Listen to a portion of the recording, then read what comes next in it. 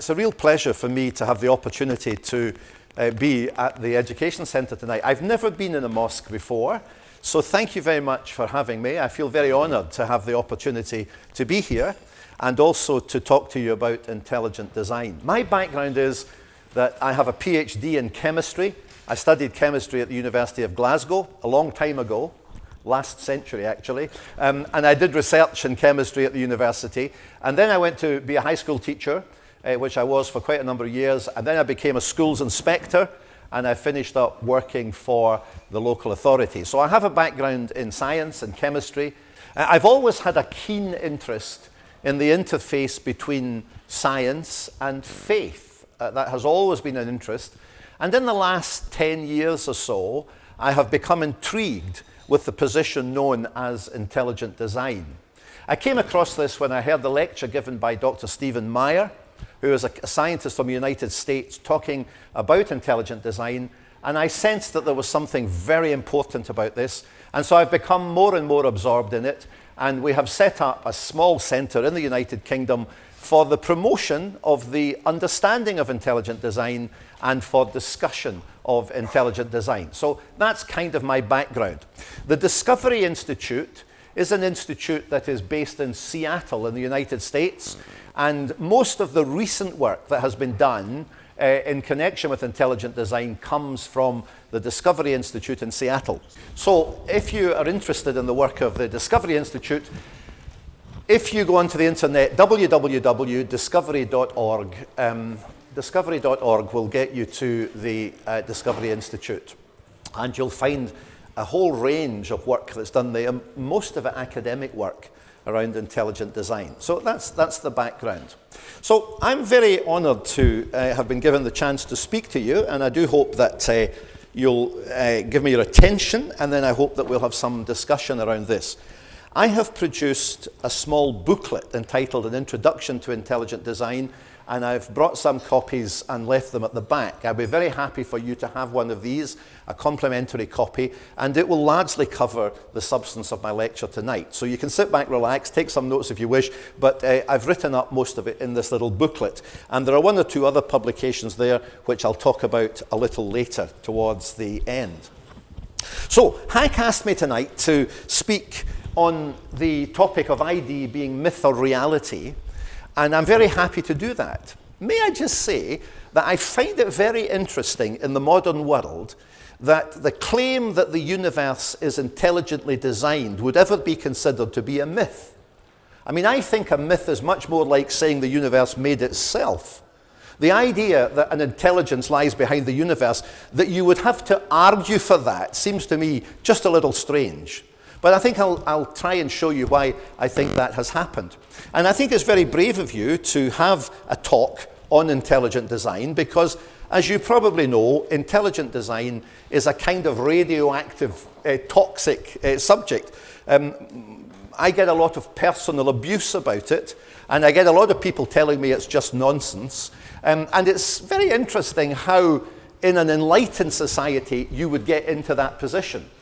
So I think the reason for it, though, is that behind the question we address tonight, there is a deeper question, and I pose it simply as Darwin or design. Now, I'm oversimplifying a little, but the reason why I do that is to make the point that intelligent design is a position which argues from the scientific data that there is evidence of design in the universe.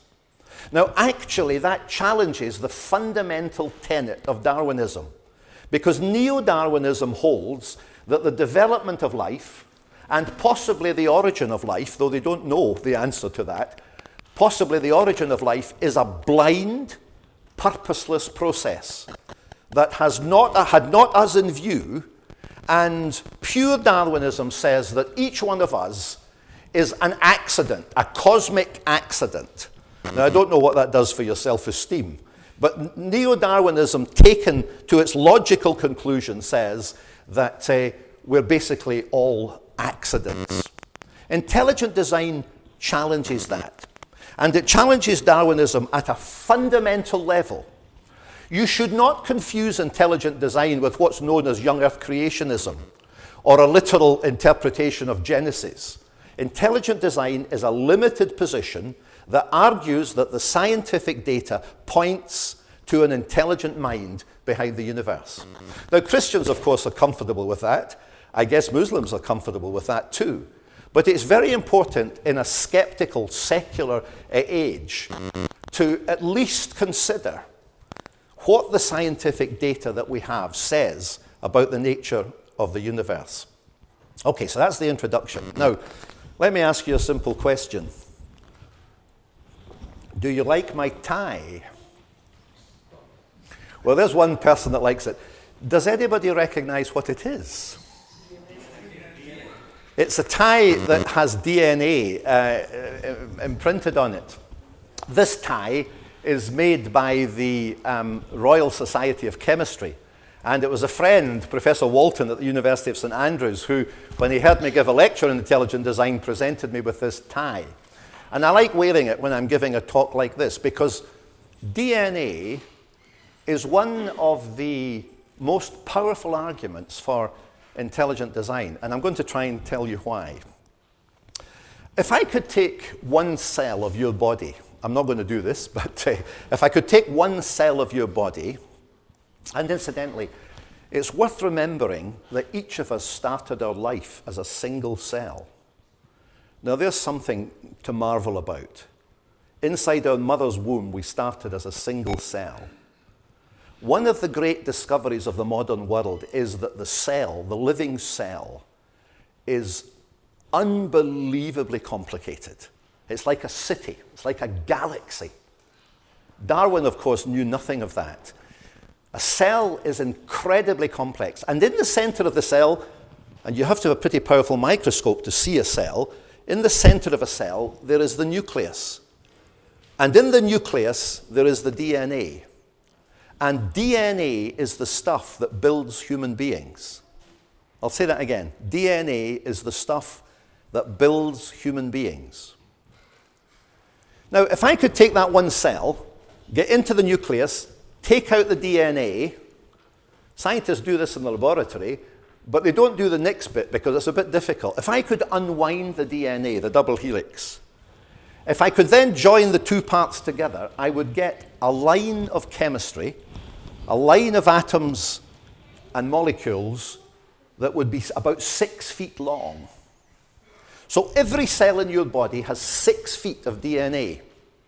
Now, if I were to take the DNA from all the cells in your body, now don't try this when you go home because it would kill you, but if I could get all the DNA out of every cell in your body, and there's 100 trillion cells in your body, 100 trillion, that's a big number. That's 100 times a million, million, million. Do you know how I know it's a big number? Because it's 100 times the British national debt. So it's a really big number. If I got 6 foot of DNA from every cell in your body, and if I joined it up in a line of chemistry, it would reach to the moon and back, 200,000 times. So we're not talking about anything trivial here. We're talking about the most complicated and sophisticated information carrying and copying system. Bill Gates has said that the information carried in DNA is more complicated than all his software programs. Now just hold that thought in your mind for a moment.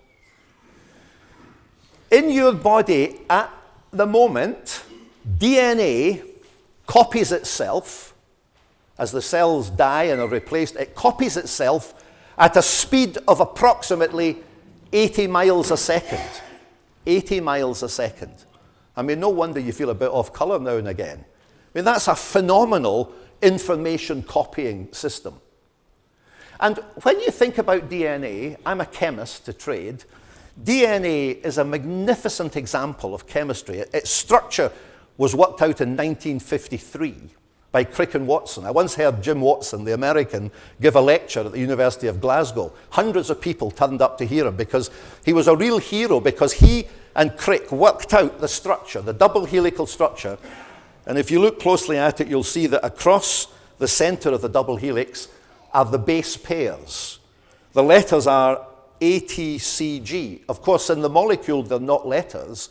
They're little chemical units, very similar to each other, but slightly different, and they bond together in pairs, and they hold the molecule together. And it is the base pairs that carry the genetic information. Crick and Watson solved the chemical problem of the structure of DNA, but they uncovered another problem. A problem which actually, I'm not sure they thought about, but they certainly didn't answer. And the problem that DNA poses for us is, what is the origin of the genetic information that's carried in DNA? Where does it come from? Now, that's not a religious question, that's a scientific question. Where does the information carried in DNA come from? And it's not trivial information. It's the information that codes for amino acids, that codes for proteins, that builds human beings. And every one of us has a unique DNA imprint. And that 6 feet of DNA in every cell in our body carries all the information needed to build a human being. So the first thing that DNA tells you is that at the heart of biology is information. Not chemistry just, but information. Information is what runs life. And it's an incredibly mysterious and awesome thing. Now, I'm using a laptop tonight, and a laptop is run with software.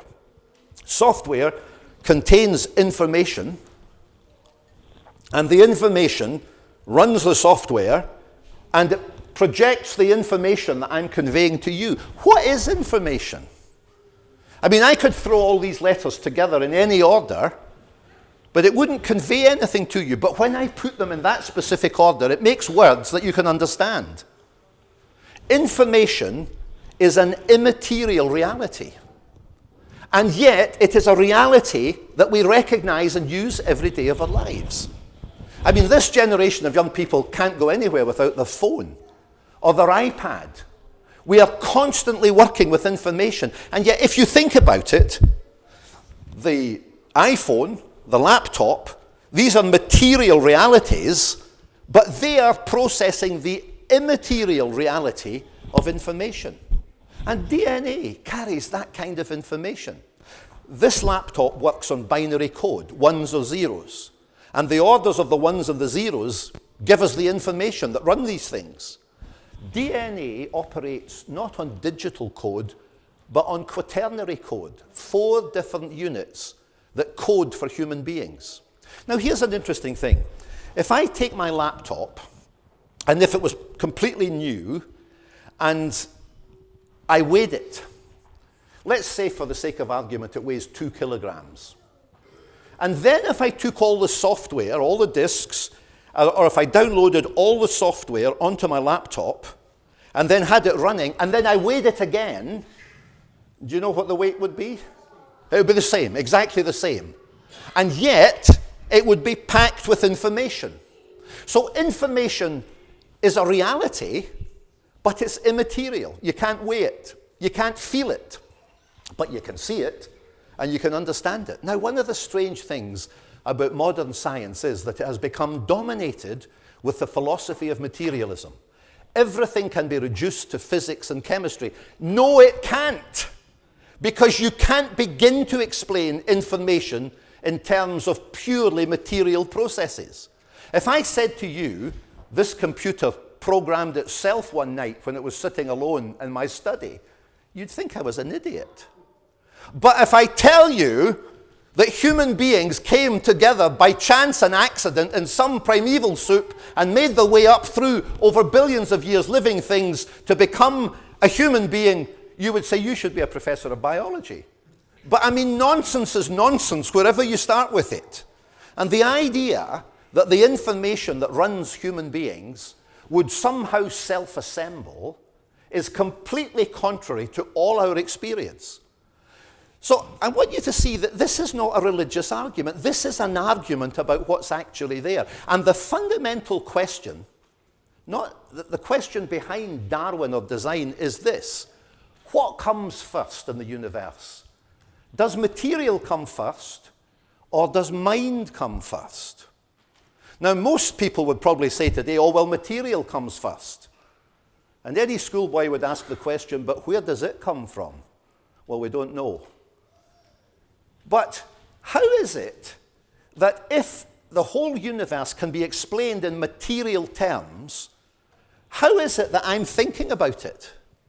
I mean, if my mind and my brain is just material, how is it that I can consciously think about material? So what I'm asked to believe, according to the philosophy of scientific materialism is that my ability to think is ultimately reducible to material.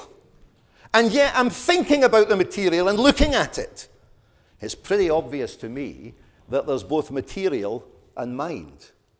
And I think once you begin to think about it, there's an incredibly strong case for believing that mind, because it exists, must come before material. So intelligent design is the position which says the scientific data we've got, and DNA is an example of it. As scientists, it's a legitimate question, where did the information come from?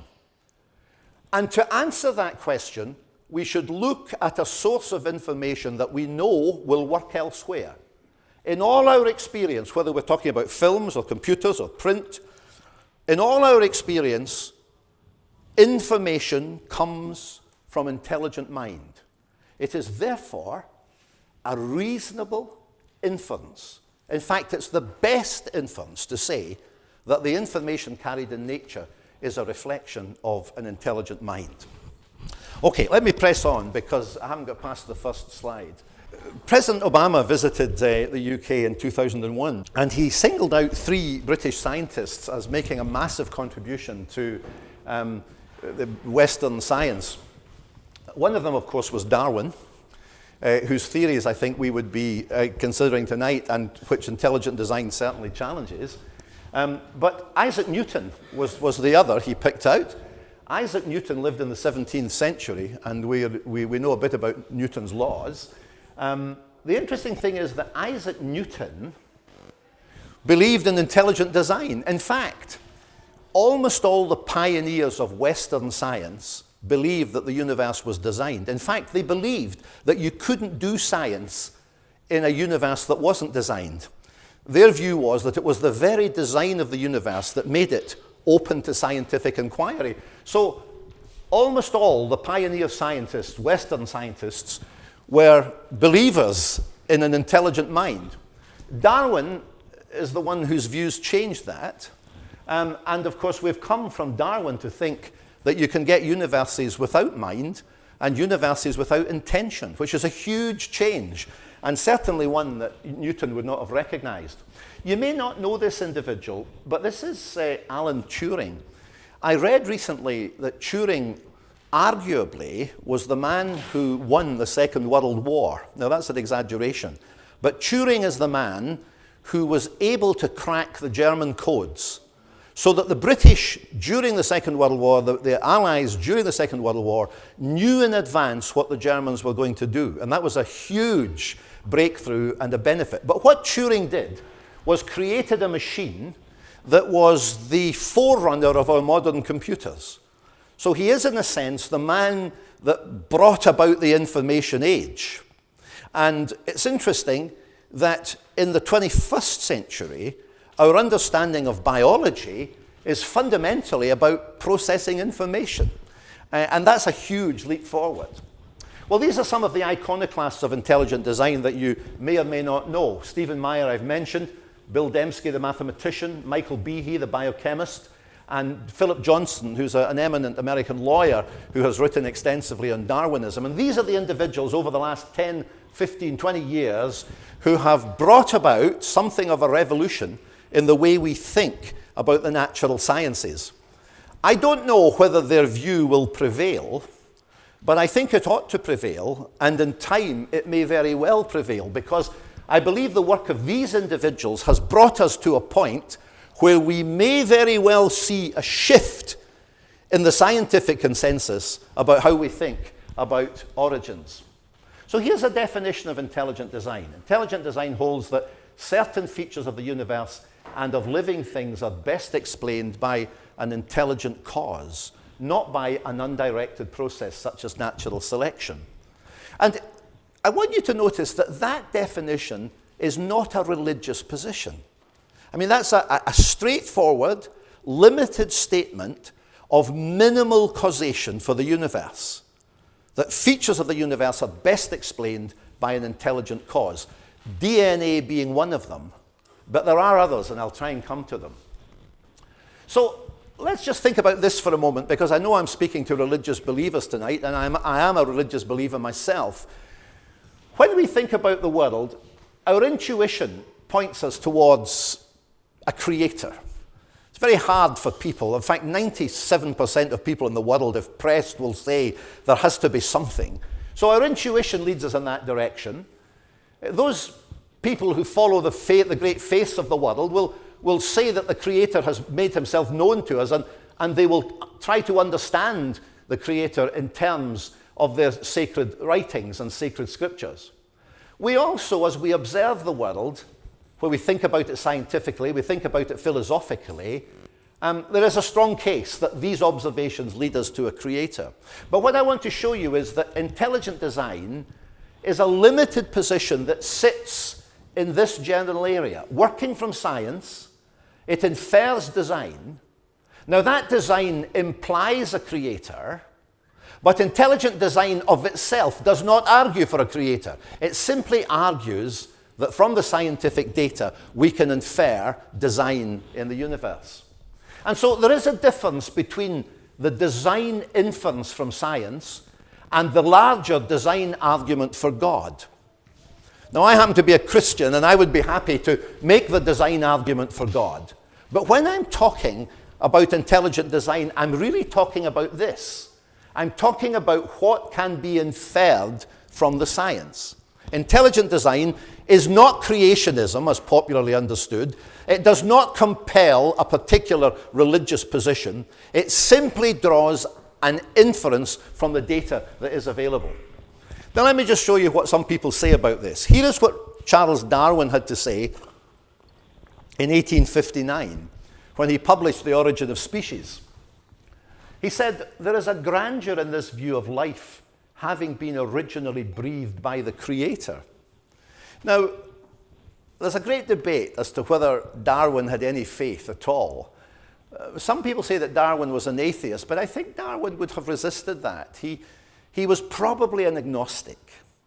He was disappointed in life. He lost his 10-year-old daughter. He found it hard to believe that there was a kind God in heaven who would do such a thing. But it's interesting that in his book on the origin of species, the book that literally changed Western thought, he did actually say that he thought the Creator was there at the beginning. Although some people wonder if he meant that, and whether he was just trying to placate the Church of England. So I guess we'll never know what exactly he meant, but he did actually say it.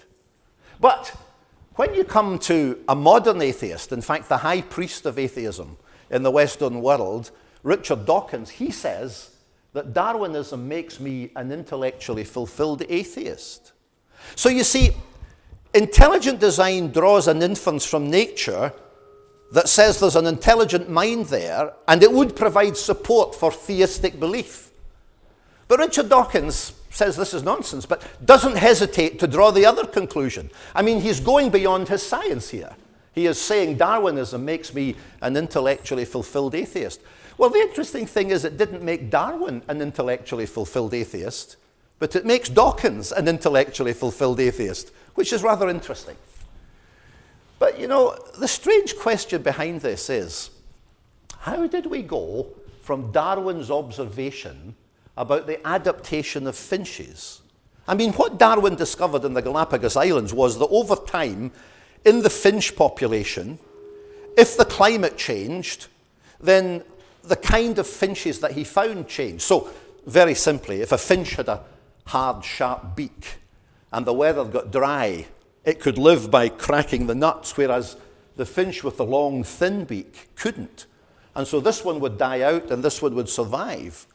But if the weather got wet, then this one could survive and probably outbreed this one. That's what Darwin discovered. He discovered adaptation. You can call it evolution if you want, but it's adaptation, uncontroversial. Nobody would dispute there's a problem about that. So how did we go from that to a theory that purports to tell us probably how life began and certainly how everything evolved from the first living cell? You know, you might be forgiven for thinking that this is a gross exaggeration of what Darwin actually saw. And in recent times, over the last few decades, scientists have studied living things and they've watched mutations. You know, the fruit fly is the favorite one. And they have irradiated fruit flies, they've treated them with chemicals, and they've watched what happens when the DNA mutates. When you try to mutate the DNA of fruit flies, you get deformed fruit flies, you get dead fruit flies, but you never get a horse fly, and you certainly never get a horse. So you see, we've got this apparatus built around evolution that you can go from simple organisms to complex organisms by a process of random mutation, but nobody can demonstrate it. And yet, if any professor of biology was listening to me tonight, they would be offended by what I'm saying. But all I'm simply saying is, what does the data teach us? And how did we go from an uncontroversial observation about finches to a complete theory of the origin and development of living things? And yet there are other scientists who take a different position. Michael Denton, not as far as I know a religious believer, a geneticist. He wrote a book in 1986 called Evolution, a Theory in Crisis. And look at what he says. It's the sheer universality of perfection, the fact that everywhere we look, to whatever depth we look, we find an elegance and ingenuity of an absolutely transcending quality which so mitigates against the idea of chance. The Darwinian theory of evolution is no more or less than the great cosmogenic myth of the 20th century. Now, clearly scientists disagree about this. And what I'd like to show you in a moment or two is that it's not necessarily the evidence that compels these different positions. Because these guys, Darwin, Dawkins, Denton, are all looking at the same evidence, and they're coming to very different conclusions. And one of the most recent ones is a philosopher called Thomas Nagel. Thomas Nagel is a world-renowned philosopher, teaches at the University of New York. And Nagel has subtitled his book, Mind and Cosmos. I mean, to the scientific consensus, this is shocking. He says, why the materialist neo-Darwinian conception of nature is almost certainly false. Wow.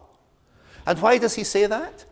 Well, he says that because Darwinism fails completely to offer a credible explanation for mind and consciousness. What Darwinism says about mind and consciousness is that it is the accidental byproduct of the chemistry and the physics. Now, you're sitting there listening to me tonight, if you're not asleep. You're listening to me. You're thinking about what I'm saying. Your mind is at work. You're conscious of yourself. You're conscious of people round about you. In other words, you experience the reality of mind. And Nagel says, if you can't explain mind and consciousness, you haven't begun to explain anything. This is the old mind and matter problem. And when you reduce life to matter, as Darwinism does, then you've got a problem with mind. Do you know the really interesting thing about Thomas Nagel, and this is an equally shocking thing, or a surprising thing, Nagel is an atheist. So this is not some rabid fundamentalist American Christian foaming at the mouth with distorted philosophy. This is a guy who doesn't believe there's a God, but equally says whatever the explanation is, it's not Darwinism. And in his book he says, I'm prepared to listen to the proponents of intelligent design, although frankly I don't want to believe what they say. He says that Darwinism is a heroic triumph of ideological theory over common sense. No, I'm not saying that. That's what he's saying. And of course he's had the treatment. He's been told he's a danger to students. He should be pensioned off. But actually, in the West, this is what we believe in. We believe in freedom of discourse. We believe in people having the right to say what they think. And especially in science, if you don't do science that way, then you're not doing science at all. If your mind is not open to other possibilities, then you're not doing science properly. But you see, this is what happens. Here's Richard Lewontin, professor of biology at Harvard. He says, it's not that science compels us to accept material explanations. He says it's that we have to do that because of our a priori adherence to material causes. He says materialism is absolute. This doesn't sound like a scientist. This sounds like a guy that's made up his mind before he starts. The materialism is absolute because we cannot allow a defined foot in the door. Now that's why we've got the problem. That's why intelligent design is knocked aside as American creationism, as nonsense, as rubbish, because it suggests that there's a non-material reality behind the universe. And we can't have that, says Richard Lewontin. We can't allow a defined foot in the door. Well, as a humble scientist, I would say, Professor Lewontin, why not? If that's what the evidence suggests, then why not? Here's another one that's equally puzzling. This is Dr. George Wald, professor of biology at Harvard. Must be something about the air at Harvard, I doubt. Nobel Prize winner in physiology and medicine. And look at what he says.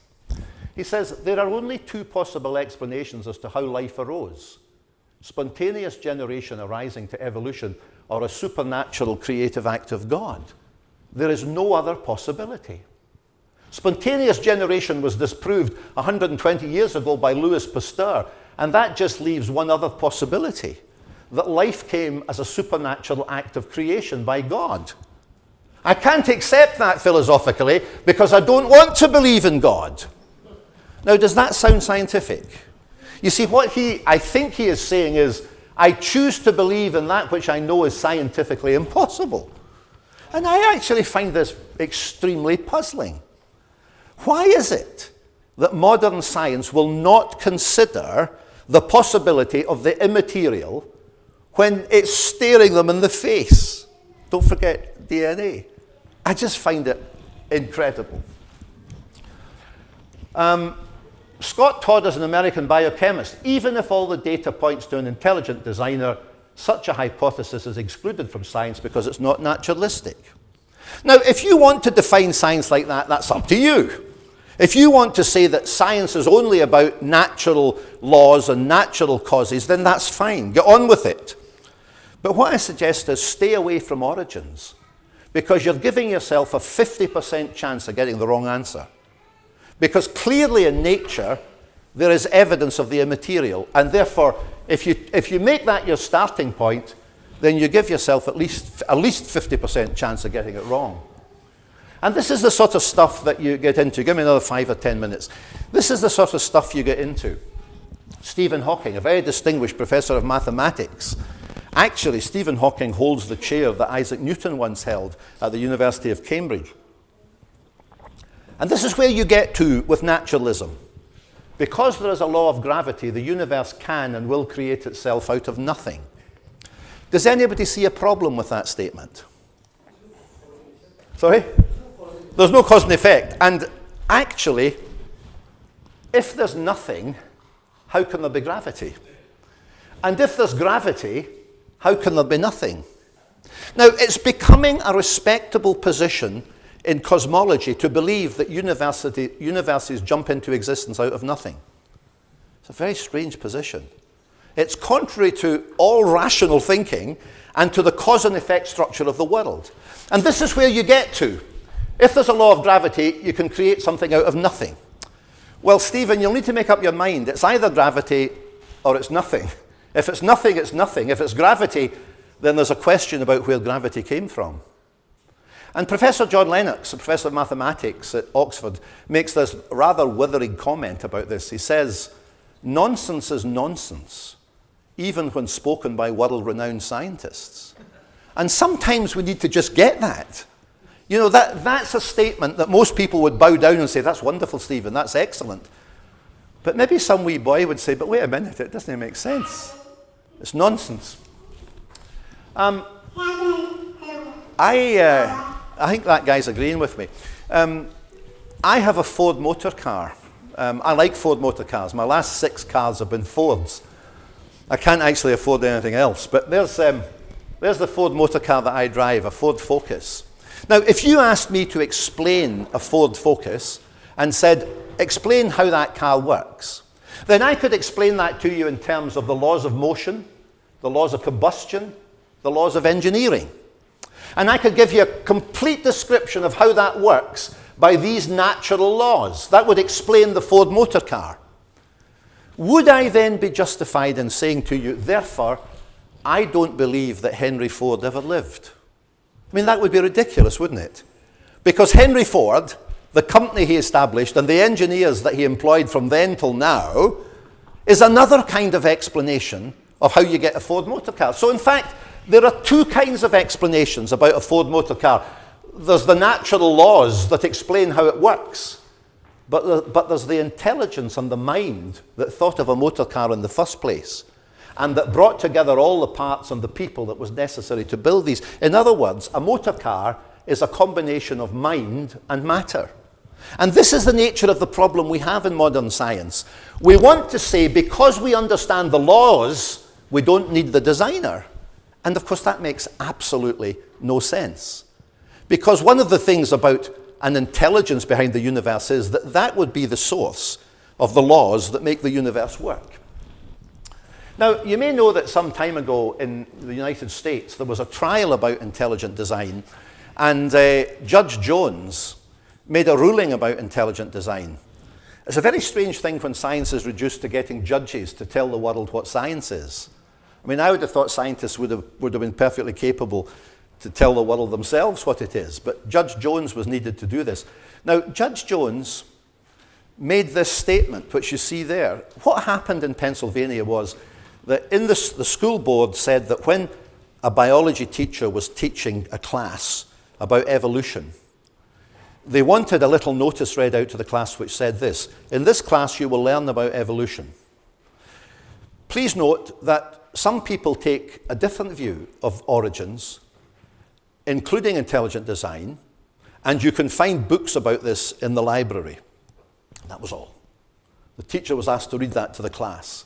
And of course, the American Civil Rights Union took an action to court, and this is the judgment they got.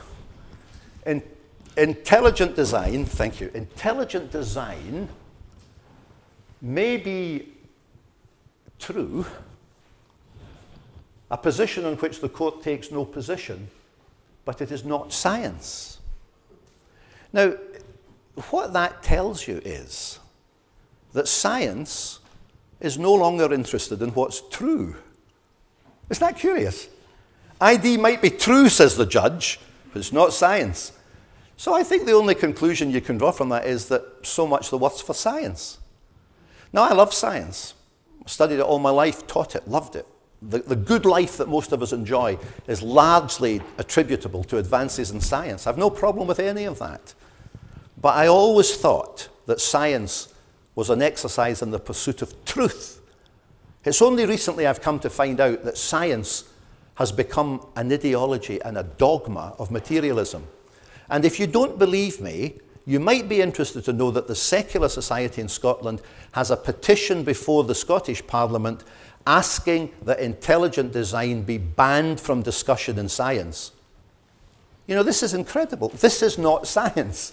This is what Judge Jones gives you. It may be true, but it's not science. Now, I've got 10 minutes left. Incidentally, Nature, just a few weeks ago, contained an article where scientists were very critical of neo-Darwinism and admitted that some scientists avoid making criticisms lest they give the appearance of supporting intelligent design. There's something wrong with modern science, something deeply wrong, when freedom of inquiry and expression based on evidence cannot be surfaced. And I think that's why I have become so interested in this whole area, not just because it overlaps with faith, but because it is contrary to the Western tradition of open scientific inquiry going where the evidence leads. I'm going to press on here because I'm going to run out of time. So let me just come to ask you, how is it in anything that we recognize design? Well, I don't know if you recognize this thing. It's a coffee table from IKEA. I don't know if you fancy it or not. But if I told you that that table was produced by an explosion in a junkyard or a wood yard, you would think I was barking mad. How is it that we know everything's designed? How do we know things are designed? We don't even really need to think about it. There are two reasons. One is that that has a very low probability, in fact, a negligible probability of turning up by any known natural process or by any chance event. It's just too improbable. You wouldn't get it in that way. And secondly, we recognize high specificity or specification. We know, without even thinking about it, that that table is like that because somebody thought it out, drew a scheme, drew a plan, maybe put it into software, handed it to a joiner or a designer who then built it. So we recognize design by low probability, high specificity. And if you think about it, even in this room here, it's very hard to find anything that's not designed. I offer it as a challenge to you. If you can think of anything that's not designed in here, come and tell me later. Now, why is it that we hesitate to apply those principles to the universe? Well, here are three areas. One, cosmic fine-tuning.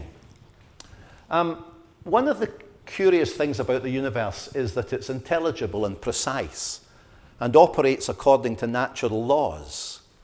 That itself is highly suggestive. Einstein thought there was a mind behind the universe. Something suggestive about the sheer order in the universe. But there are other things. Why is it that the sun and the moon appear the same size in the sky?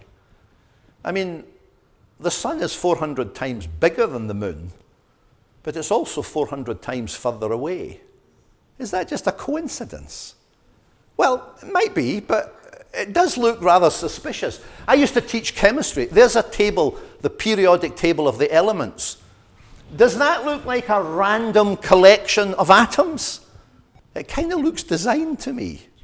I mean, I taught this stuff for 20 years to pupils, and only recently it dawned on me that this is maybe one of the clearest examples of design in nature, that the elements, as we know them, can be fitted into these patterns, these columns and rows.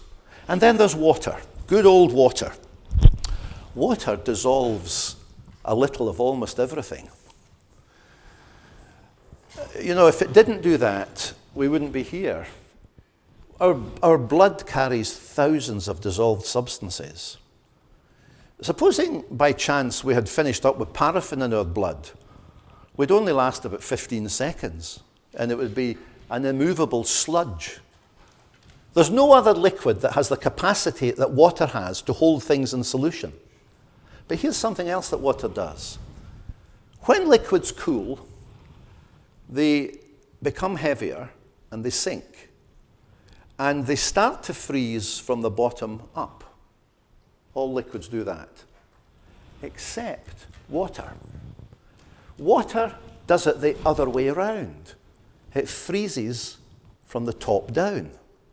And the reason for that is that when water cools, like any liquid, it becomes heavier, it sinks to the bottom. But then at 4 degrees centigrade, the little V-shaped molecules of water start to line up and move apart slightly, and the water becomes lighter.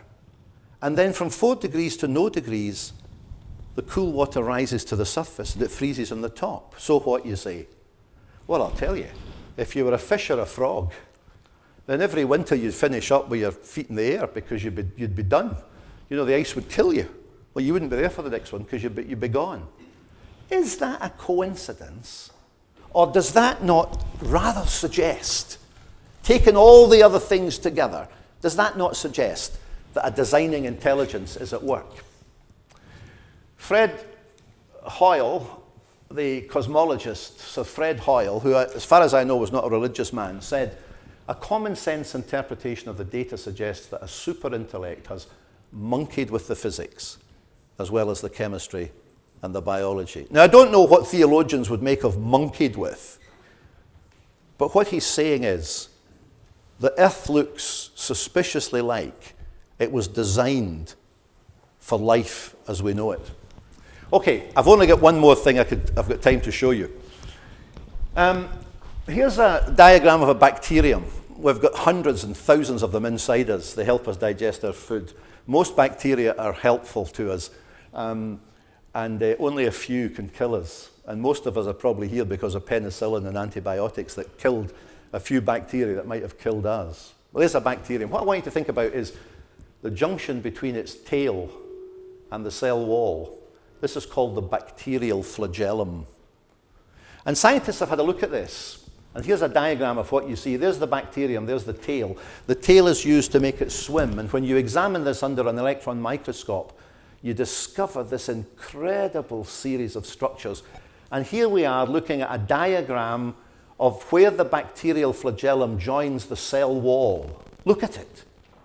It's got 30 different parts. And these moving parts allow the bacterial flagellum to rotate at speeds of up to 100,000 revs per minute. And it can change direction on a quarter turn. Michael Behe, the American biochemist, when he first saw this, said, my goodness, that's an outboard motor. 30 moving parts. And if you take any one of them away, and these are protein parts, if you take any one of them away, it ceases to work. So the question is, how do you evolve a structure with 30 moving parts when you've got to have all of them there in the first place to make it work? That poses a real problem for classical Darwinism. In fact, it's a problem that Darwin saw. Darwin said, if we cannot show that living structures have been produced by successive minor changes with every intermediate stage fully functional, my theory would absolutely break down. Well, I think it does break down when you get to this. And it's even worse than that. Because not only have you got this biological outboard motor, but you've got the outboard motor here that allows the bacterium to swim. You've got the information that builds it in the bacteria's DNA, and bacteria divide every 20 minutes, so they're building these things all the time. So you've got the information here that tells the bacterium to build another one of these, and then between the DNA and between the flagellum, you've got a whole series of chemical processes that are like integrated circuits. This is why Michael Behe called it irreducible complexity. Evolved by chance? I don't know what you think, but I don't think so. So, fine-tuning, biological machines, information in DNA, and ultimately, mind and consciousness.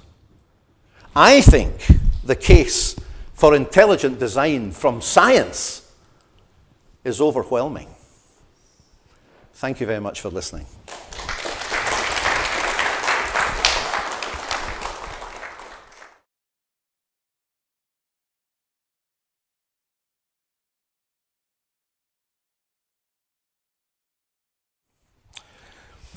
Well, it sounds a bit like a tautology. I accept that, but the prevailing Darwinian worldview says that we live in an unintelligent universe, that the universe is the result of blind, purposeless forces that didn't have us in mind. So in other words, the prevailing view is that everything we see in the universe around us comes as a result of unintelligent processes.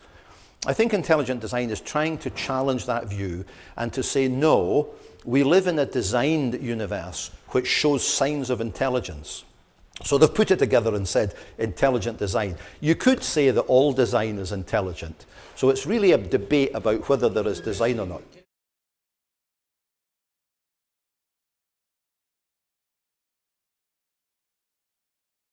Well, I am a Christian. And I believe, as all Christians do, I believe in the creator of the heaven and the earth. So when I talk about an intelligent mind, I can see that that is consistent with my Christian belief. But I don't recognize intelligent design in nature because I'm a Christian. I mean, it is faith-affirming.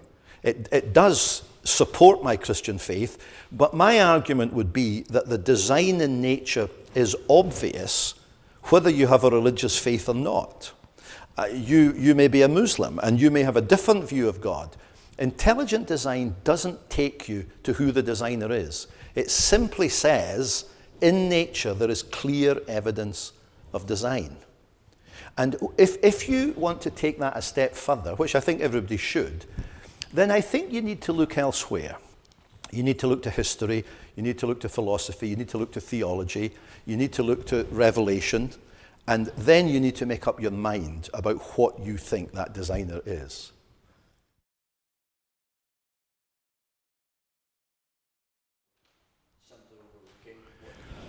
Well, to be honest, I don't know. I don't know. I think one of the reasons is the one I've just given, which is the implication of a design view of nature to some people is quite shocking because it undermines a worldview which says there's nothing beyond nature. So I think that's one thing.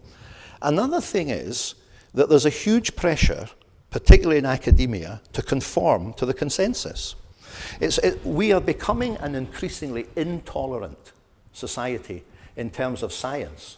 Now, I don't know very much about climate change. I really don't know much about climate change. But what I do notice is that scientists that raise a doubt about the consensus are vilified. They're called climate change deniers. So if you want to keep your job, if you want to get on, if you want to get a professorship, don't get mucked about with intelligent design because there's a peer pressure. But you know, many of the great scientific discoveries were made by individuals who said, I don't care about the consensus. Because science is not done by consensus. Science is done by individuals who work with the evidence.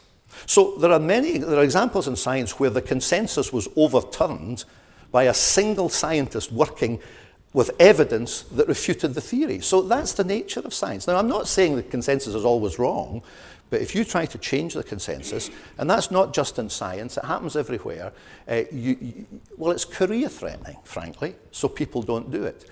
I think that if I was going to be fair to Darwin and Darwinism, Darwinism was developed from the mid-19th century through to the mid-20th century, before we entered the information age. What we are now discovering is that biology is fundamentally information technology. Living things run on information. So we're moving into an information age where the old ideas that mutation and natural selection can explain everything are ridiculous, because we now know that we're dealing in living things with vast banks of digital code. And the idea that these self-assembled on their own somewhere is just faintly ridiculous in the information age. So I think the people that are making the running now are the engineers, the information technologists. Bill Gates has said about DNA that it's more complicated than all his software programs. And I'll tell you, Bill Gates didn't get his software by opening the windows and letting the weather blow through. He employed intelligent engineers to get it. So I think increasingly there will be a shift, because it's not that everything about Darwinism is wrong, it's just that Darwinism can't be the whole story, because it doesn't deal with mind, consciousness, and information.